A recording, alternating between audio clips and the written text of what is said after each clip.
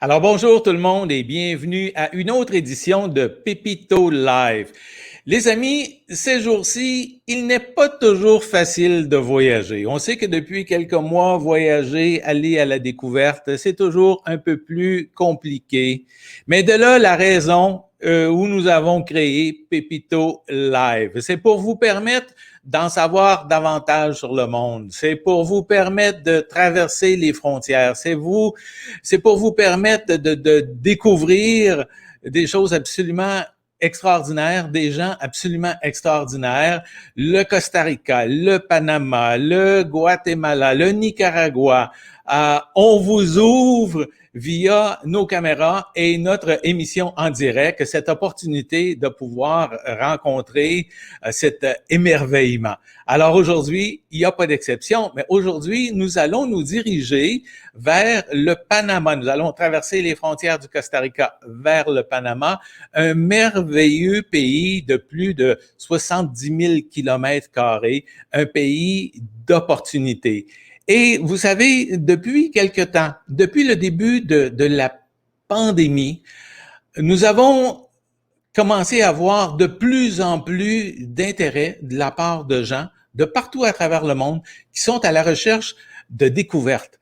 Alors, aujourd'hui, ça fait partie de ça et nos invités spéciaux que nous allons avoir avec nous aujourd'hui vont nous en parler. Alors, nous accueillons nos deux invités spéciaux aujourd'hui. En fait, à gauche, nous avons Sylvie Thérin et puis à droite, nous avons notre amie Sophie Chauveau. Bonjour les deux amis, comment ça va? Mais bonsoir. Très bien. Bonsoir, bonsoir. Alors, bienvenue à l'émission. Merci. Et puis, bon, aujourd'hui, l'objectif, évidemment, c'est de faire découvrir le Panama. Donc, on va parler un peu de qui vous êtes. On va parler de ce que vous faites, qui est très, très, très intéressant. On va parler un peu de ce que le pays a à offrir. On va entendre des témoignages. On va voir des vidéos. On va voir des photos. Et puis, on va même, à la fin de l'émission, en fait, donner vos coordonnées aux gens s'il y a des gens qui veulent, en fait, faire le saut et puis venir vous rejoindre, évidemment, pour s'installer dans ce merveilleux pays. Commençons d'abord, Sylvie. Parlez-nous un peu de vous rapidement. Décrivez-vous en 30 secondes, s'il vous plaît.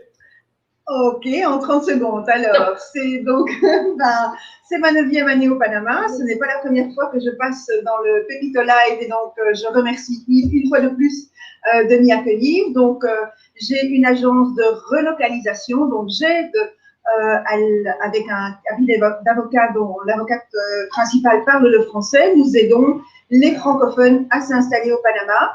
Et donc, voilà, on s'occupe effectivement de tout, résidence, immobilier, voilà. Absolument. Alors, et vous, notre chère amie Sophie, parlez-nous un peu de vous. Bonsoir, merci Yves aussi de m'avoir invité pour la seconde fois. Donc, je suis Sophie, je suis installée au Panama depuis bientôt 2 ans. Et ça fait 3 ans que j'ai ouvert mon agence de voyage, qui d'abord était en ligne, maintenant est sur Pignon Rue, dans le centre du Casco Viejo à Panama City. Excellent. Alors, rapidement, et Sylvie et Sophie, pourquoi, d'entrée en matière, pourquoi vous avez chacune rapidement choisi le Panama? Qu'est-ce qui vous a séduit du Panama pour commencer, qui a fait « Ah, ça c'est l'endroit où je veux aller ». Sylvie. Alors, parce que le Panama offre effectivement tellement de choses. Il y a non seulement les contrastes qu'offre le Panama au niveau des paysages, et c'est ça, la stabilité de la monnaie, on travaille avec le dollar, la stabilité économique également, enfin, bon, évidemment, avec le Covid, il n'y a plus personne qui a une stabilité économique, malheureusement, mais il faut rester positif. Et donc, nous, en tout cas, le Covid, ça nous a permis de rebondir sur de nouvelles choses qu'on va expliquer justement dans cette émission ce soir. Donc voilà, en gros, c'est ça. Et puis, effectivement, le climat du Panama, c'est quand même extraordinaire. Voilà, on est dans une petite blouse, là, c'est chouette, toute l'année. Absolument. Et vous, Sophie? Eh bien, moi, j'ai voyagé pendant 6 ans en sac à dos, donc du Canada jusqu'au Chili, pratiquement, en passant par les Caraïbes. Et effectivement, le Panama m'a plu. pour le contraste aussi, parce que aussi c'est un pays central, c'est un hub central pour tous les avions. Donc en 1 heure, 2 heures, on est dans la Caraïbe, on peut aller au Guatemala, en 3 heures, 4 heures, on prend un vol facilement pour aller un peu partout. Donc pour voyager, c'est super bien.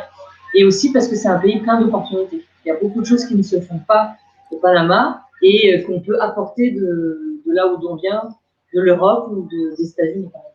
Mm-hmm. En fait, je veux aussi rappeler aux gens que dans le cadre de nos émissions, en fait, les gens peuvent faire des commentaires. On en a vu quelques-uns à l'écran tantôt. Donc, on invite les gens à faire des commentaires ou même à poser des questions. Alors, c'est l'opportunité, les amis, pour pouvoir poser des questions en direct ici à Sylvie et à Sophie. Afin de mieux peut-être nous positionner, Sylvie, tu pourrais nous décrire, je vais mettre à l'écran, en fait, pour commencer, justement, une carte ici du Panama, afin que, en fait, pourriez-vous nous expliquer un peu, là, justement, vous l'avez mentionné tantôt, grosso modo, mais où est situé exactement le Panama, s'il y a des gens qui ne seraient pas très certains? Alors, OK, le Panama, c'est le dernier pays d'Amérique centrale. Juste avant la Colombie, en Colombie, on commence l'Amérique du Sud. Donc, il n'y a pas de frontière terrestre entre le Panama et la Colombie. Et donc, on peut faire effectivement du Mexique jusqu'au Panama, donc toute l'Amérique centrale.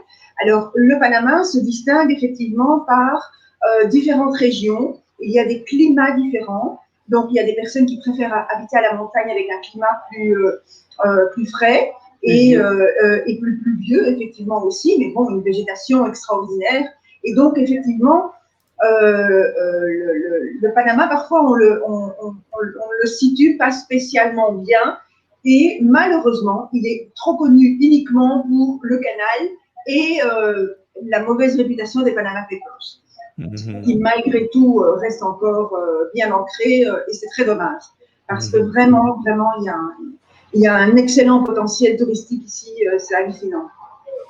Alors, le Panama, une des questions sûrement que les gens vous adressent, est-ce que c'est un pays sécuritaire? Quel est le système politique au Panama? Est-ce que c'est une dictature? Est-ce que ça l'a déjà été? Est-ce que vous pouvez nous situer par rapport à ça? Ben, disons que par rapport à ce qui s'est passé effectivement avec Noriega, à un moment donné, c'est clair qu'il y a eu des heurts et notamment l'invasion des Américains pour sauver les Panaméens du dictateur Noriega. Mais bon, on est clairement dans une démocratie avec un système politique établi par des élections. Voilà, c'est un pays démocratique. Okay. Il n'y a pas de souci. Alors moi, Sophie, si je décide je veux faire le saut, je m'en viens au Panama, alors je peux être rassuré en fait là, que mes avoirs, que mes placements, si je m'achète une propriété, quoi que ce soit, je vais être en sécurité là-bas. Oui. C'est plus Sylvie qui se charge de ce thème-là. Oui, OK. Oui. Et puis, je pense qu'il y a un commentaire, en fait, ici, de Carl Desjardins. Comme cela, la vie est normale pour tous. Un petit commentaire. Bien sûr, elle est normale dès l'instant où on veut qu'elle soit normale. Et puis, moi, je crois qu'une des choses qui me fascine du Panama, en fait, il y a quand même une diversité là-bas. Là. Alors, on peut explorer Panama City, qui est une ville absolument extraordinaire, qui est une ville moderne, Panama City. On peut commencer par ça, situer ça.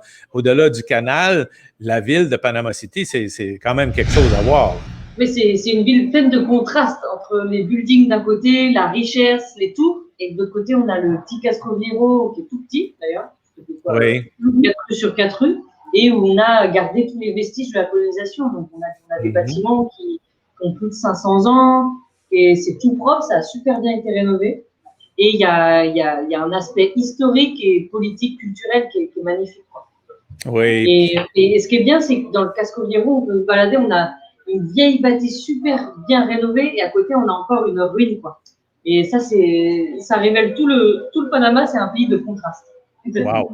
Et puis, après ça, on sort de Panama City, là, on s'en va, puis là, on découvre le paradis terrestre, finalement, les Exactement. plages. Moi, je dis toujours, il y a deux Panama. Il y a la ville. Certains disent, ah, c'est un petit Miami. Ah, c'est le Dubaï d'Amérique centrale, parce qu'effectivement, c'est un énorme mélange entre des tours très modernes et en même temps des quartiers encore avec des petites maisons. Il y a beaucoup de verdure encore, malgré tout. Il y a beaucoup de petits parcs dans la ville, et ci et ça. Et puis alors, on sort de là, et le Panama, entre le Darien, qui est vraiment encore très sauvage, jungle profonde, sauvage, des plages magnifiques, vous avez toute la côte pacifique, où à certains endroits, on arrive plus à des visions de plages plus américanisées, avec effectivement des résidences assez modernes ici et ça, avec des villas. Et d'un autre côté, on a encore la côte caraïbe, très sauvage, avec une culture encore très profonde. Et puis alors, il y a les comarcas, qui sont des territoires indépendants, indigènes, qui sont extrêmement bien préservés. Et on les respecte. On respecte surtout les indigènes ici. Oui, tous les peuples indigènes sont super bien respectés. Sophie, parlez-nous un peu justement du peuple panaméen. Est-ce que ce sont des gens accueillants? Comment vous vous sentez là-bas comme expatriés, finalement? Mais, bizarrement comparé, j'ai vécu aussi au Costa Rica pendant 1 an. Quand on arrive et qu'on vit au Panama, le Panaméen, c'est pas qu'il s'en fout, mais il va pas nous juger, il va pas nous regarder parce qu'on est, il va pas s'attendre à quelque chose parce qu'on est étranger. Il va pas hausser ses prix, il va pas, non, il va nous voir normal, il va pas être super surpris, il va vivre normalement, quoi. Enfin, il va nous accepter normalement. Donc le pays est très accueillant, très accueillant. Excellent. Et on peut vivre normalement, quoi. Qu'on soit célèbre ou qu'on soit pas célèbre, on peut vivre normalement. Bravo. Alors, on a un commentaire ou une question de quelqu'un, en fait, qui dit, est-ce qu'au Panama, on peut être propriétaire au bord de la mer et pas comme au Costa Rica? Bon, en fait, c'est parce qu'au Costa Rica, il y a en fait ce qu'on appelle une zone maritime. Donc, le premier 50 mètres de la plage ou des plages sont protégés. Est-ce qu'au Panama, vous avez quelque chose de semblable? Oui, effectivement. Au Panama, il y a aussi quand même, de toute façon, la protection des bords de mer, ça de toute manière. Il y a encore beaucoup de propriétés dans les îles qui sont en droit de possession, comparé à des propriétés qui sont titrées. Normalement, une plage ne peut pas être privée, mais c'est pratiquement partout dans le monde comme ça, en principe. Même si vous avez réussi à avoir une petite enclave, s'il y a des personnes qui arrivent en bateau, ils peuvent s'installer sur votre plage parce qu'une plage ne peut pas être privée, c'est tout. Donc effectivement, il y a également, et en fonction des régions, la distance entre le bord de mer et le terrain peut changer, parce que ça dépend de la configuration des terrains, parce que je fais de l'immobilier, donc je sais de quoi je parle là. Ça peut changer également, mais donc il y a effectivement, si vous achetez une propriété relativement en bord de mer, il y aura quand même toujours une partie qui sera soit en droit de possession, soit une servitude. Voilà, ça existe de la même façon.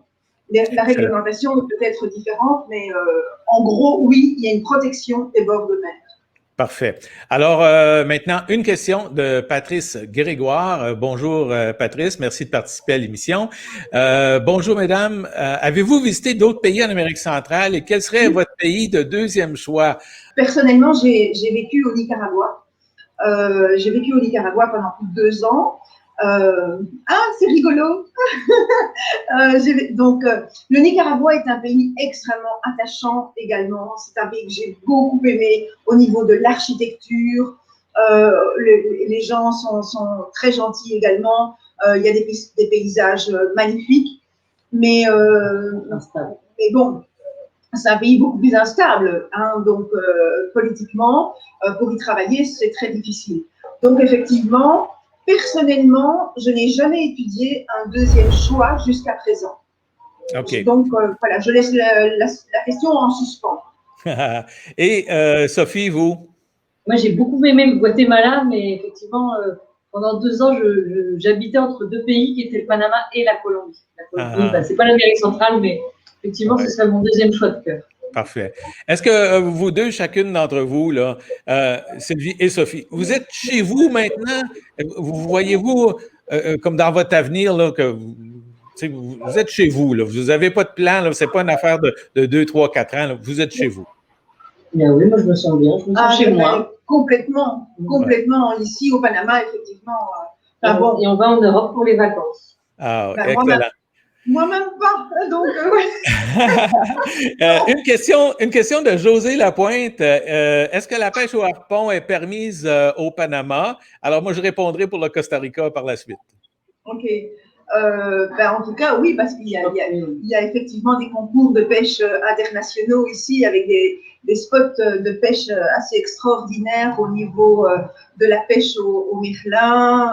Et c'est ça, il y a des gros spots. La pêche sportive est très réputée. Oui, ici. Exactement. Exact. Ça doit ressembler un peu au Costa Rica dans ce sens-là. Oui, effectivement, au Costa Rica aussi, maintenant, la pêche au harpon, elle est effectivement permise et aussi très populaire. Et puis, bon, on a Harold Filion qui nous pose une question, lui, pour savoir pour les moustiques. Mais oui, les moustiques, bien sûr. Il faut prendre de la citronnelle ou alors de l'huile de coco, ça marche super bien. Voilà. Bon, cela dit, il y a quand même un grand bémol et je note à le dire parce que en fonction des régions, il y a des régions où il n'y a absolument pas de moustiques. Moi, je voyage énormément dans le pays de par mon boulot, mais j'ai un point central où j'ai une maison que je partage avec mon fils et ma belle-fille à Santiago. On n'a pas de moustiques, on n'a pas de chitras, on n'a pas toutes ces petites bibiches qui viennent vous embêter. Bon, voilà. Mais maintenant, effectivement, dans certaines régions, en bord de mer, là où il y a de la mangrove, fatalement, à 5 heures du soir, au coucher du soleil, vers 5-6 heures, oui, ils s'en prennent à ce qu'ils trouvent. C'est sûr que les peaux nouvelles qui arrivent toutes fraîches d'Europe ou du Canada, c'est meilleur pour les moustiques. Après, quand on y vit. Absolument. Mais d'un autre côté, sur le plan de la beauté, là, Sophie, là, vous avez au-delà de 900 espèces d'oiseaux et même plus, je crois. Ouais. La majorité sont dans le Chiriquí et dans le Darien. Pour le birdwatching, c'est phénoménal. Chaque personne que j'ai eue pour le birdwatching, ils étaient super contents. OK. Donc, c'est possible au Panama là, de partir en excursion, là, Sophie, avec vous, puis de voir des oiseaux exotiques. Pouvez-vous nous en mentionner 2, 3, s'il vous plaît, Sophie? Il y a le aigle, l'aigle harpie. Ah oui. Il y a le toucan, bien sûr. Et après... C'est pas la spécialité. Ah non, je ne suis pas spécialisée des oiseaux. Avez-vous des aras? Des aras? Oui, effectivement. Tout ce qui est... ça, c'est du côté de Cohiba. Il y a énormément. Alors, il y a des colibris, il y a des sortes de colibris incroyables. J'ai une amie qui habitait du côté de Achiote, près de Colomb, pour ceux qui situent sur la carte. Elle a répertorié, c'était sa spécialité aussi, mais elle a répertorié plus de 600 espèces d'oiseaux rien que dans son secteur. C'est assez hallucinant. Il y a un concours tous les ans. Oui, exactement. Il y a des comptages d'oiseaux, il y a beaucoup de choses qui se font. Ils sont magnifiques. C'est splendide. Un autre ici, un petit coucou de la... Jean-Pierre! Salut Jean-Pierre! Alors, Jean-Pierre Pérez qui vous fait un beau coucou. Alors, effectivement, maintenant, Sylvie, depuis le début de la pandémie, depuis mars de l'an dernier, est-ce que là, vous voyez là, justement là, comme un peu un engouement, là, un peu une fièvre de gens qui réfléchissent à leurs avenirs, qui font des remises en question, puis tout ça, qui sont à la recherche d'un monde différent, d'un monde meilleur. Est-ce que vous avez vous avez observé justement un nombre ou une augmentation dans la demande de gens qui veulent s'en venir chez vous? Oui, et ça a d'ailleurs été la petite chispa, la petite étincelle qui a généré notre association, parce qu'effectivement, moi j'ai de plus en plus, il y a beaucoup de gens qui le savent, qui me connaissent, que je travaille depuis des années avec un cabinet d'avocats, dont l'avocate principale parle le français, et on avait de plus en plus de demandes, et notamment des demandes de famille, ce qui n'était pas nécessairement le cas il y a quelques années. C'était plus des couples seuls, soit encore très jeunes qui n'avaient pas encore d'enfants, soit des couples plus il y a vers l'âge de la pension et qui pensaient essayer ça. Donc, on avait des tranches d'âge comme ça un peu. Maintenant, on a eu effectivement un regain ou vraiment un intérêt particulier de la part de familles avec de jeunes enfants. Et donc, c'est là que nous est venue l'idée de créer effectivement des tours de repérage, des tours d'accompagnement, mais vraiment adaptés, entre autres, parce que ça peut être pour d'autres personnes, mais adaptés, entre autres, à des familles avec des enfants, avec de très jeunes enfants. Là, on est en train de travailler effectivement sur un tour, des gens qui nous disent, bon, ben voilà, nos critères sont là, on veut effectivement tel type d'enseignement pour nos enfants, on veut tel type d'environnement ici et ça. Et donc, Sophie, avec sa connaissance effectivement des hôtels et de ce qu'il peut proposer ici et ça, et moi j'associe à ça à ma connaissance et mon expertise. Je connais les écoles internationales, qui sont reconnues, et donc les visites ici et ça, donc les visites immobilières ici et ça. Et donc, on a vraiment décidé d'offrir des paquets à toutes ces personnes qui ont vraiment envie de dire, tiens, on aimerait bien sauter le pas, mais on aimerait bien être encadré aussi. Et donc, voilà, on s'occupe de tout. On vient vous chercher à l'aéroport avec un joli petit panier surprise, avec plein de choses, vraiment pour que les gens se sentent à l'aise et puissent effectivement, en fonction de leurs critères, parce que ce sont des tours complètement adaptés exactement à ce que veulent, on organise effectivement des tours tout à fait spécifiques. Absolument. Voilà. Alors, vous, ce que vous avez décidé de faire, chacun de votre côté, vous aviez chacun votre offre de service. Voilà, maintenant, vous avez décidé d'unir vos forces. Exactement. Afin de vraiment vous rendre davantage accessible aux gens intéressés à venir déménager. Exact. Et Sylvie, d'une part, par votre expertise dans le marché immobilier, tout le volet légal de ce que ça peut impliquer de devenir résident, évidemment, du Panama, et Sophie, de ton côté, pour partager les merveilles de ce incroyable pays. Exact, c'est ça. Tout à fait ça.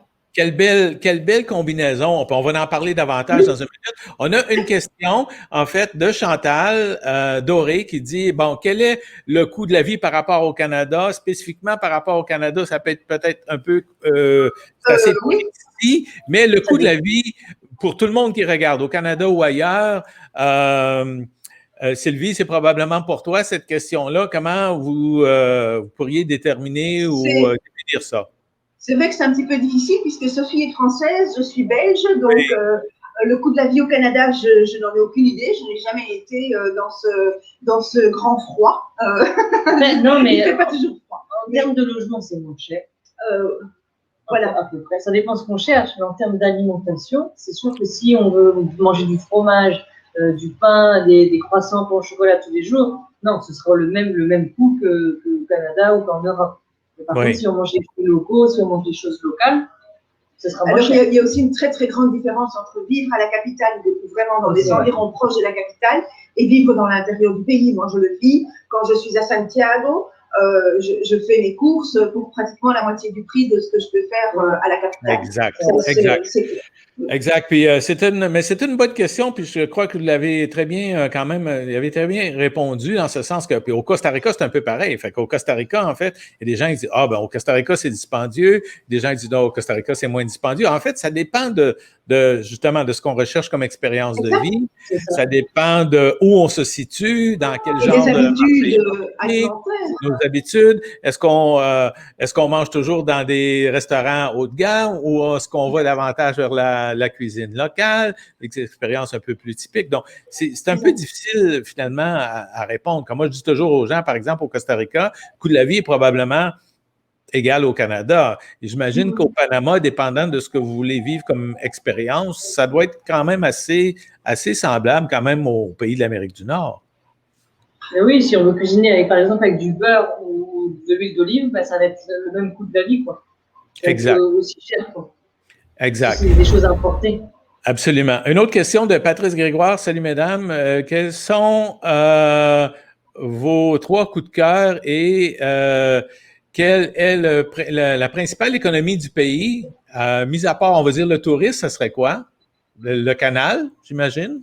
Le canal, oui, ça c'est certain. Le canal, ça c'est le point le plus fort, effectivement, par rapport à l'économie du pays. Bon, les mines, ça c'est aussi un point important, effectivement.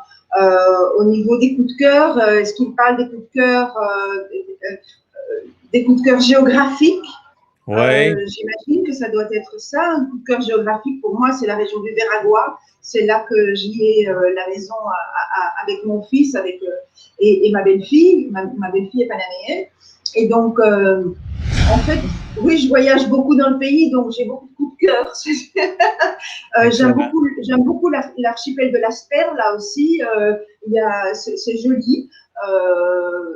Enfin, oui, il y a tellement d'endroits qui sont superbes. Donc, elles sont des coups de cœur. Je suis plus sauvage. Moi, j'aime bien la jungle. Voilà. Oui, j'aime bien tout ce qui est les Caraïbes avec le Darien. Le parc national de Chagré, c'est les plages dans les Caraïbes magnifiques.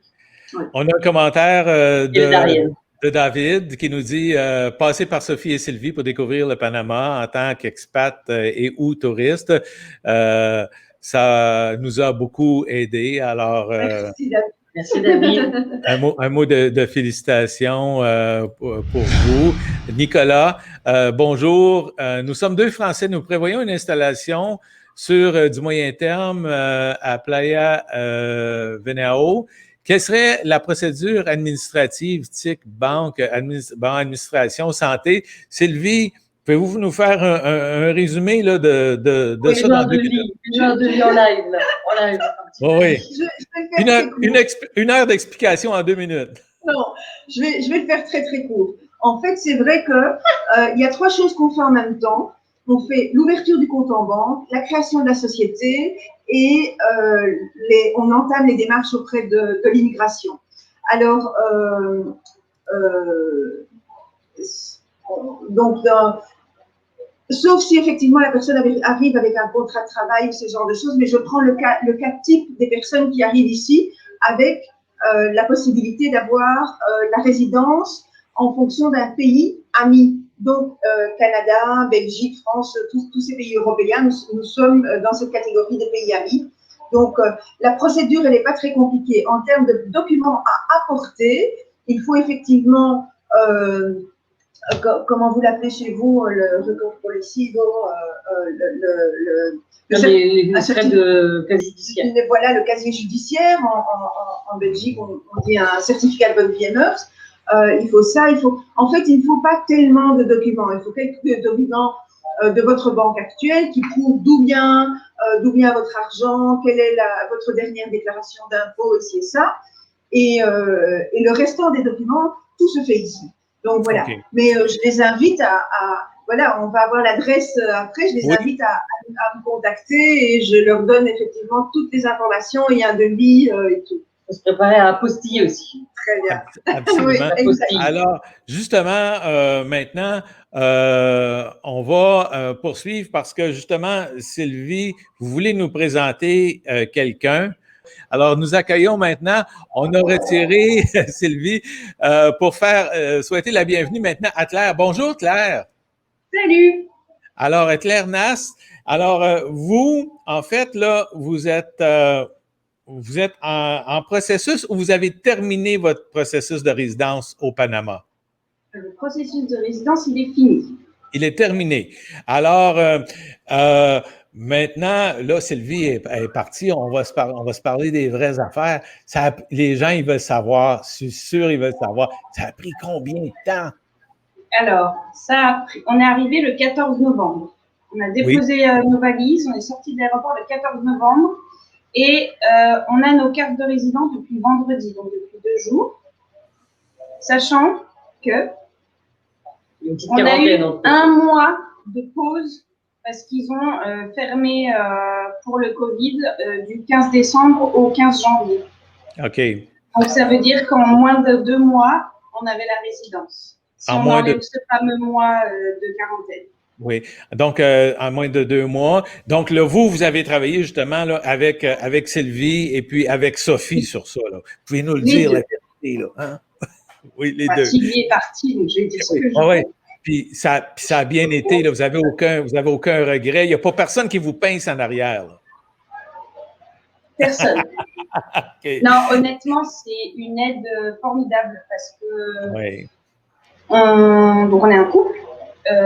Mon mari, il apprend l'espagnol. Moi, je l'apprends en le perfectionnant, mais concrètement, on a de sérieuses lacunes au niveau de la langue pour l'instant, qui font que je pense qu'on s'en serait sorti, mais c'est impec, quoi. T'arrives et on te dit, ben voilà, dans 2 jours, tu as rendez-vous avec l'avocate, elle parle français, elle va vous expliquer exactement comment tout va se passer et pas de panique, vous allez être accompagné. Et effectivement, on est accompagné du début à la fin.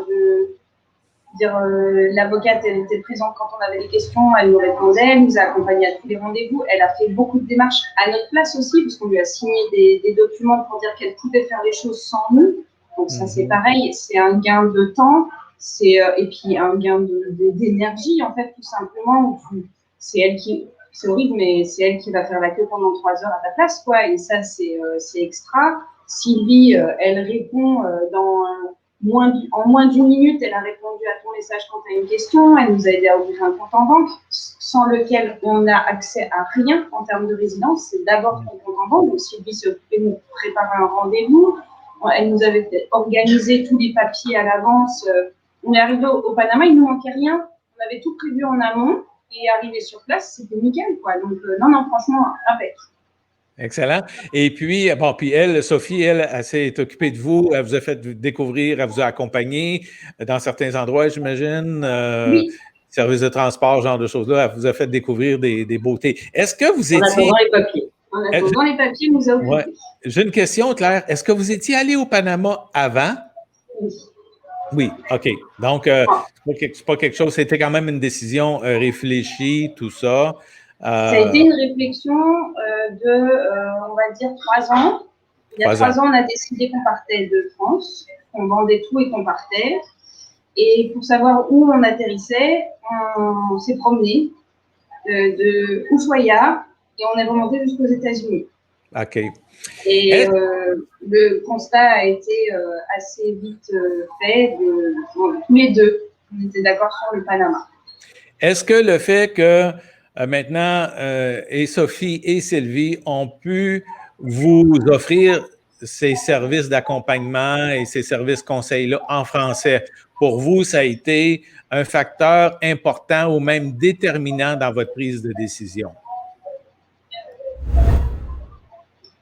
En fait, le truc, c'est qu'elles sont venues après notre décision, Sylvie et Sophie. Donc, je peux difficilement répondre à cette question. Maintenant, ce que je peux assurer, c'est que avoir un service en français, c'est du stress, hein, de prendre cette décision, de tout vendre et de partir et de se lancer sur une nouvelle page de notre vie.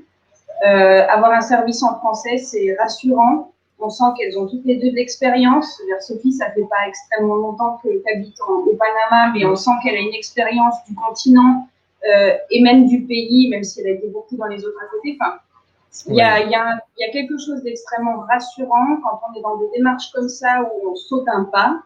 Être tenue dans la main comme ça par 2 filles qui sont ultra dynamiques et qui savent de quoi elles parlent, ça enlève un énorme poids, ça rassure les doutes et ça encourage. Donc, excellent.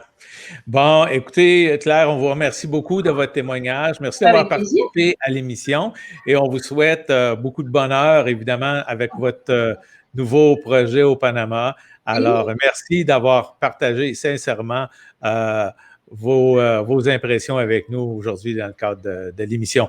Alors, on veut rappeler aux gens également que ce n'est pas la première émission, en fait, qu'on fait sur le Panama à Pépito Live. On va inviter les gens, si vous n'êtes pas abonnés à notre chaîne YouTube, vous pouvez le faire. Alors, vous allez voir, on a fait dans le passé une émission avec justement 3 expatriés passionnés du Panama dans lequel on avait Stéphane, Sylvie et Jean-Pierre Perea qui s'étaient joints à nous. vous pouvez aussi reviser ces émissions-là. Et on avait également fait une émission dans laquelle Sylvie avait participé. 3 invités, 3 pays à découvrir, le Panama, le Costa Rica, le Nicaragua, où on avait parlé de ces 3 merveilleux pays-là sous différents plans. Sylvie, on a également des témoignages de gens via vidéo. Est-ce que vous voulez nous les présenter? On va montrer un premier clip. C'est des gens que justement avec lesquels je crois vous êtes en train de travailler dans le moment. C'est bien ça? Ils sont partis samedi dernier. Oui, donc il s'agit de Marie-Odile et René Pétrisson. Donc c'est un couple de Français qui ont décidé de venir faire un tour de repérage. Et donc ils m'avaient contacté en me demandant si j'avais des hôtels à louer ou à des hôtels à reprendre parce que avant d'acheter, c'est une opportunité effectivement de s'essayer et de voir un petit peu. Et donc, en fonction de ces critères immobiliers, je vais dire, Sophie a organisé leur tour pour eux. Et donc, excellent. Ils ont eu effectivement la gentillesse de faire des témoignages. On regarde un premier clip. Bonjour, Marie-Odile et René. On voulait vous parler de notre rencontre avec Sylvie et ensuite avec Sophie. Donc, on a rencontré Sylvie de la France, bien entendu, parce qu'on avait un projet pour venir au Panama et peut-être y faire quelque chose. On a fait un superbe voyage depuis, donc on avait contacté Sylvie plusieurs fois par WhatsApp, on s'était parlé, on s'était rencontrés, on avait vu à qui on avait affaire. Et puis, on a vu que c'était quelqu'un de sérieux parce qu'il y avait Panama Guide et qu'elle pouvait aider les gens et les mettre sur la voie quand ils voulaient venir dans ce pays qui est le Panama, qui n'a pas du tout les mêmes règles que la France. Et on lui a confié notre futur voyage. Alors, on écoute maintenant un deuxième segment de ce petit vidéo. Donc, Sylvie nous a présenté Sophie de Dance and Fly, qui nous a préparé notre voyage, que nous venons pratiquement de terminer, nous repartons demain, et qui nous a fait un roadbook au top, mais vraiment au top, avec ce que Sylvie lui avait demandé pour qu'on puisse visiter certaines villes, etc. Et le projet qu'on avait. Donc Sophie nous a réservé tous les hôtels. Elle nous a drivé, elle nous a envoyé un roadbook avec des cartes pour les routes, pour le temps qu'on mettait pour partir d'un endroit à un autre. Et vraiment, on la remercie pour ça parce que je pense que sans ça, vu qu'on ne parle pas tout à fait bien espagnol, je pense que sans ça, on s'en serait pas tout à fait bien sorti. Donc, on la remercie grandement aussi pour ça. Mais en fait, ce que ces gens-là font, ils vous font un témoignage, ils vous donnent des éloges sur la qualité du service qu'ils ont reçu, à la fois avec vous, Sylvie, et à la fois aussi avec Sophie, en disant aussi que justement que pour eux, un des éléments importants a été le fait de pouvoir être accompagné en français. Exact. C'est très important. C'est très important pour les personnes parce qu'effectivement, la grande majorité des Français ou des francophones qui arrivent au Panama ne parlent pas l'espagnol. Et donc, c'est quand même la barrière de la langue. C'est le tout, hein, quand on vient quelques jours en vacances, on vient au bord d'une plage, on vient dans un hôtel, c'est pas encore bien compliqué de pouvoir commander son mojito ou sa petite bière au bord de la piscine. Mais quand on vient en repérage, et quand on vient avec une optique de s'installer, on a un regard qui est complètement différent. Ce n'est pas du tout le regard du touriste, c'est le regard de est-ce que je vais pouvoir m'installer ici? Est-ce que ça va me convenir? Est-ce que le style de vie va être adapté? Et en plus, d'avoir effectivement ce regard au niveau du placement de l'argent, hein, parce que c'est quand même bon quand on vient ici et qu'on met de l'argent pour obtenir sa résidence, on met de l'argent pour soit louer, soit acheter un bien. Donc le fait d'avoir des personnes effectivement qui parlent français, qui vous répondent, c'est vrai, je l'avoue, j'ai une belle disponibilité parce que voilà, j'estime que c'est quelque chose d'important. Et donc, ces personnes-là, plusieurs fois, nous ont appelés sur leur parcours en disant « Bon, il se passe ça, il y a ci, il y a ça ». On était toujours là, on a toujours été là. Effectivement, c'est très rassurant, quoi. Même les dimanches. Oui, oui. Bien sûr. Absolument. Une question de Yves Laverdière. Yves, Sophie, Sylvie, serait-il imaginable un jour de voir un forfait biculturel Panama et Costa Rica? Pourquoi pas? Mais évidemment, bien sûr. Pourquoi pas? En fait, parce que nous, chez Costour, ici au Costa Rica, on ne fait pas l'accompagnement pour le processus de résidence, mais sur le plan, évidemment, d'échanges culturels, d'excursions, tout ça, on pourrait très facilement travailler avec vous. Je vais me cloner et puis je vais envoyer une petite Sylvie numéro 2 au Costa Rica pour aider les... Absolument, bon, oui. Alors, un autre commentaire ici de David. Les méandres de l'administration, comme dans tous les pays, font que l'aide apportée par les filles font gagner de l'argent. Le temps gagné dans les démarches permet d'avancer sur d'autres tâches. Exactement. Ça, c'est certain, c'est indéniable. Mais c'est comme ça, c'est valable pour tout et à tout moment, quoi. Ça, c'est certain. Oui, absolument. Maintenant, un autre commentaire. En tout cas, vous ne parlez pas du prix des démarches pour un visa de résident permanent. Est-ce que, rapido, Sylvie, vous pouvez nous donner un peu un aperçu de ce que ça peut représenter en dollars américains? En fait, il y a les frais fixes. Il y a les frais fixes, effectivement. Donc, il y a des chèques à rentrer au niveau du trésor public. Il y a un chèque de $800. Ça représente à peu près combien? À peu près $2000, je crois, de frais fixes auxquels on ajoute des frais d'avocat. Donc, je dirais que pour une personne seule, aux alentours de $2800, $2900 pour une résidence permanente. Une création de société, c'est $1500. Ça nous donne une piste. Maintenant, au Panama, quand même, est-ce qu'il y a une bonne communauté francophone? Parce que là, on est ensemble, on parle une émission en français à partir du Costa Rica. On a Sylvie en français, Sophie en français. Parlez-nous un peu de la communauté francophone là-bas. Est-ce qu'il y a une communauté francophone qui se rassemble, qui s'appuie, qui s'entraide? Vas-y. En général, elle est solidaire. Oui. Après, c'est comme tout, les caractères de chaque, la vie, les gens, les goûts et les couleurs. Heureusement que tout le monde n'est pas pareil, sinon ce serait très ennuyeux. Oui. Parce qu'en fait, vous avez... À certains endroits, je vais peut-être rajouter un petit point. À certains endroits, effectivement, il y a des communautés francophones assez fortes qui se réunissent de manière régulière et effectivement ont plaisir à se retrouver. Il y a effectivement aussi des francophones qui disent nous, on ne veut surtout pas être proche des francophones, on vient ici pour être dans un cadre totalement différent. C'est le choix de chacun. Mais oui, il y a beaucoup de francophones au Panama, ça c'est clair. Sylvie, avec la résidence, est-ce que maintenant, quelqu'un arrive, comme la dame qu'on a vue tantôt, Claire, est-ce que ça lui donne le droit de travailler ou s'il y a des restrictions sur le travail?